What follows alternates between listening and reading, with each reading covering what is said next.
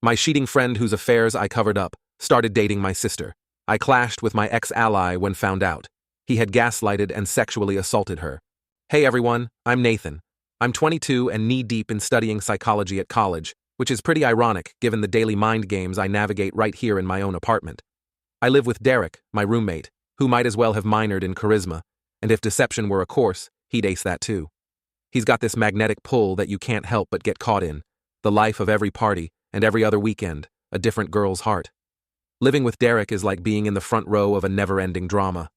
While he dives headfirst into the vibrant social life on campus, I'm more your typical introvert, happier to stay in the background, watch, listen, and occasionally, when things get messy, lend a helping hand. And in a situation like ours, where Derek juggles multiple relationships as if he's spinning plates, things often get very messy. Over time, I've found myself dragged into this whirlwind of cover-ups and white lies.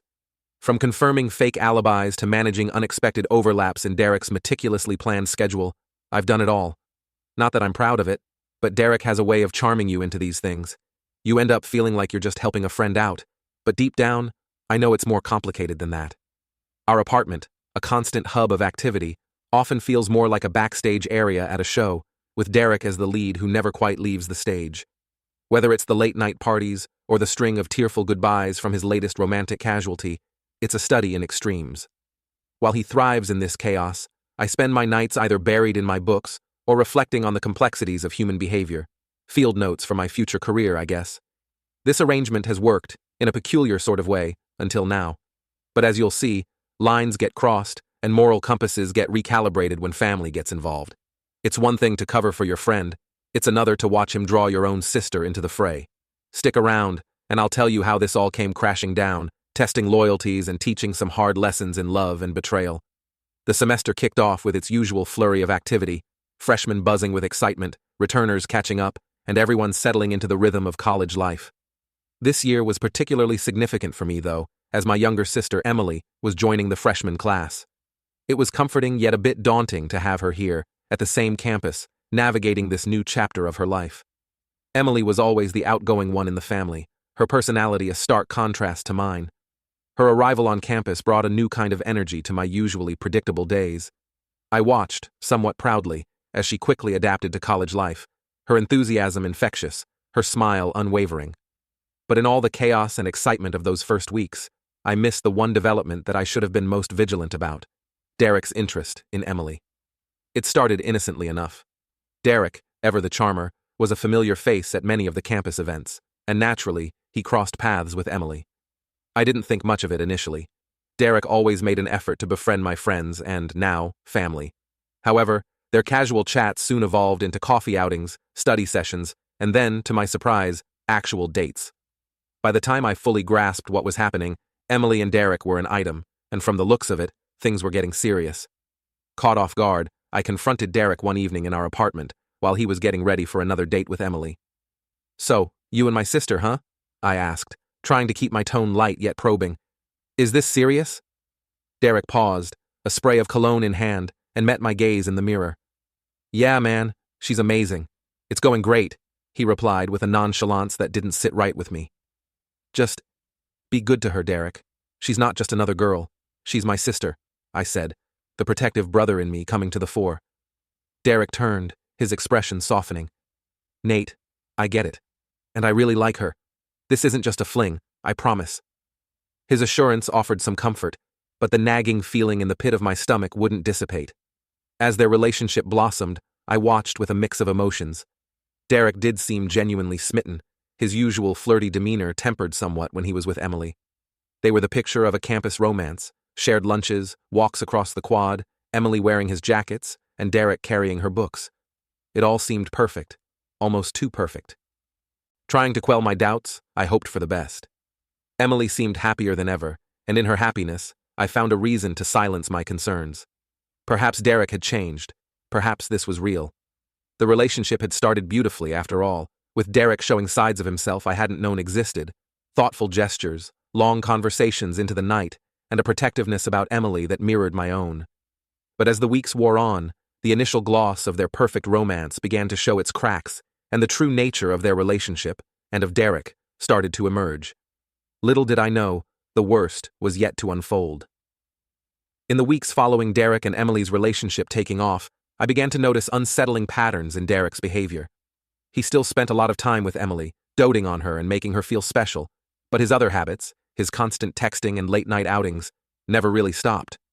Derek was careful to keep these other friendships under wraps around Emily, but I could see the old Derek lurking just below the surface.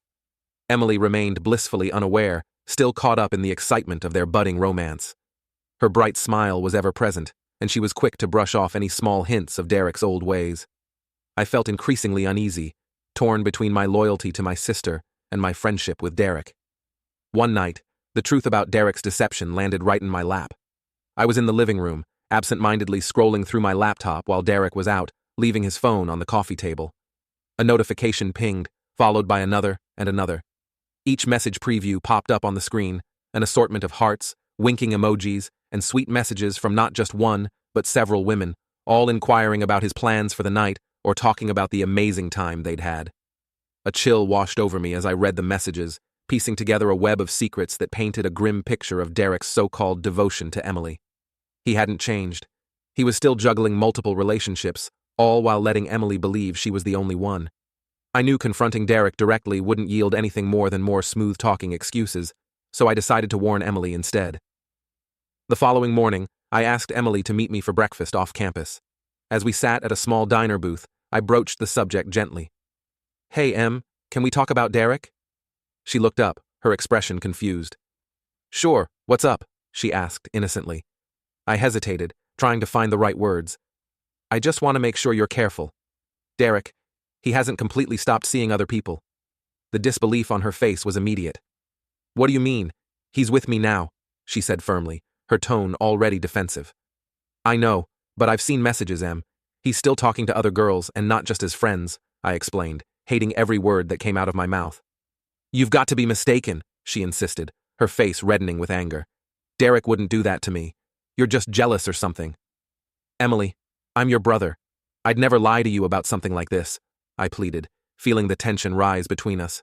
But she refused to listen, storming out of the diner, leaving me to pay the bill and stare at the empty seat across from me. I sat there, wondering if I'd done the right thing. Trying to warn Emily about Derek's duplicity had only strained our sibling bond, pushing her further into denial and Derek's manipulative grasp. When I returned to the apartment, Derek was already there, sensing something was amiss. "Nate, did you talk to Emily?" he asked, his eyes narrowing suspiciously. "Yeah, I did. She deserves the truth, Derek," I shot back, my frustration evident. He shook his head, dismissive. "She won't believe it, though. She knows I love her." "Do you? Because what I saw on your phone says otherwise," I countered. Derek held my gaze, his jaw tightening. "Stay out of this, Nate. I'll handle it." But I knew that meant more deception, more damage control. And now I was left with a brother-sister relationship frayed at the seams and a friendship on the brink of collapse. The uneasy peace that had settled over our lives was shattered one Friday night when Emily decided to surprise Derek by bringing dinner to our apartment. I wasn't home, stuck late at a group study session, oblivious to the storm brewing back at our place. Emily, cheerful and unsuspecting, walked into a scenario that finally peeled back the curtain on Derek's duplicity. She found Derek, not alone as he had claimed he would be, but laughing and cozy on our couch with another girl from our psychology class, their intimacy undeniable. The shock and hurt that flashed across Emily's face as she stood in the doorway, holding a bag of Derek's favorite takeout, was palpable even as she recounted the story to me later. Despite the stark revelation, Derek's response was a masterclass in manipulation. He smoothed over his betrayal with honeyed words and hollow promises of never again. "It was nothing. She's just a friend from class. It won't happen again, I swear to you, Emily," he pleaded. To my dismay, Emily, caught in the throes of her first serious relationship and clouded by her feelings, chose to believe him. She stayed, convinced by his assurances that he would change. But as weeks turned into months, the relationship only soured further. Derek's true nature, which I had feared and warned about, began to fully emerge. He became increasingly possessive and manipulative, his jealousy and accusations wearing Emily down. He twisted every disagreement, every argument to make it seem like Emily was at fault, questioning her memory of events, her judgments, and her sanity, a classic case of gaslighting. Moreover, Derek began to isolate Emily from her friends, and even more from me. He'd sneer whenever she made plans with anyone else, planting seeds of doubt about their intentions, or guilt-tripping her about spending time away from him. "They don't want us to be happy," he'd whisper, pulling her ever closer into his toxic orbit. At the same time, he blamed me for their problems, suggesting that my initial interference had sown discord and mistrust between them. "Nathan's never liked me. He's trying to split us up," Derek would insist, his words slowly driving a wedge between Emily and me. Emily, emotionally battered and isolated, began to change. The vibrant, outgoing girl who had first come to college began to fade, replaced by a quieter, more withdrawn version of herself. Her once frequent visits to our apartment became scarce, and when she did visit, her interactions were tense, her smiles forced, overshadowed by Derek's looming presence or the latest argument they'd had. Watching this transformation was heartbreaking. I felt helpless, angry, and guilty. My attempts to reach out seemed only to push her further away, as Derek had painted me as the enemy, the brother who couldn't be happy for his sister's happiness. The sibling bond we once cherished was fraying, strained by the very person I had helped shield in countless deceptive escapades. The realization that I had enabled Derek's behavior in the past weighed heavily on me. My complicity, however reluctant, had contributed to the entanglement now suffocating my sister. As I watched Emily's light dim, I knew I had to take action, not just for her sake, but to right my own wrongs. The challenge was immense, but the stakes, Emily's well-being and our sibling relationship, were far too high to ignore. Seeing Emily's continued decline was unbearable. I realized I had to act, no matter the cost to my relationship with Derek. It was late one evening when I finally decided I couldn't stand by any longer. Derek had come home, and I could hear him bragging on the phone about manipulating Emily to stay away from her friends. My anger boiled over. I confronted Derek as soon as he hung up, my voice shaking with fury. "This has to stop, Derek. What you're doing to Emily, it's sick, it's manipulative, and I won't stand by and watch you destroy her," I shouted, my words echoing through our apartment. Derek laughed, a cold, dismissive sound that fueled my anger. "Oh, come on, Nathan. You're just overprotective. Emily is fine with me. You're just trying to control her life like you tried to control mine." That's when it turned physical.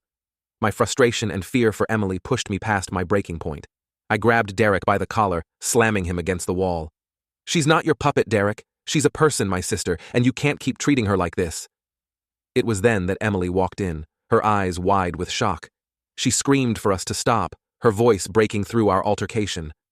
Derek shoved me away, straightening his shirt, as Emily ran to his side, not mine.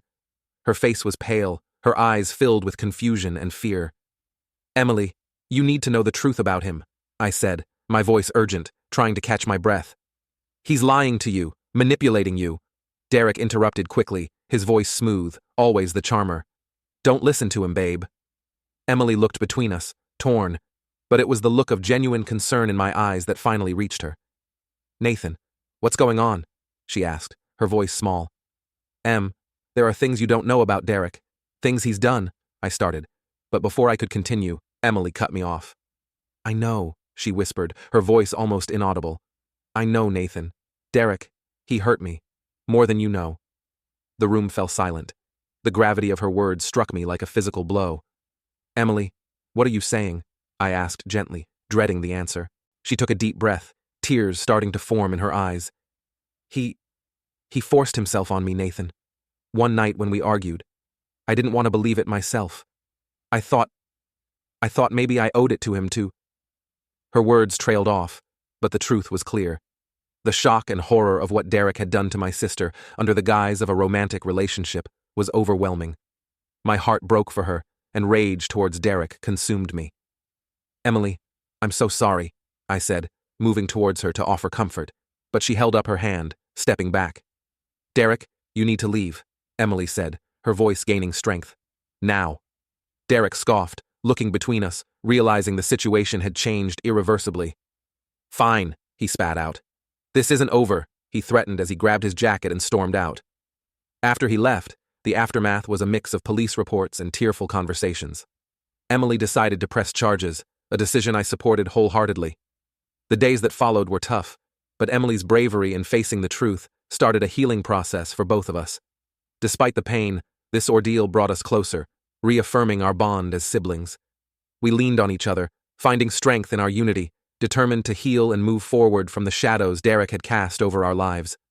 The fallout from Derek's departure marked a period of rebuilding and reflection. Emily, having mustered the courage to end things with Derek, still wrestled with the emotional aftermath. Our relationship, once inseparable, now bore the scars of secrecy and the burden of my past complicity.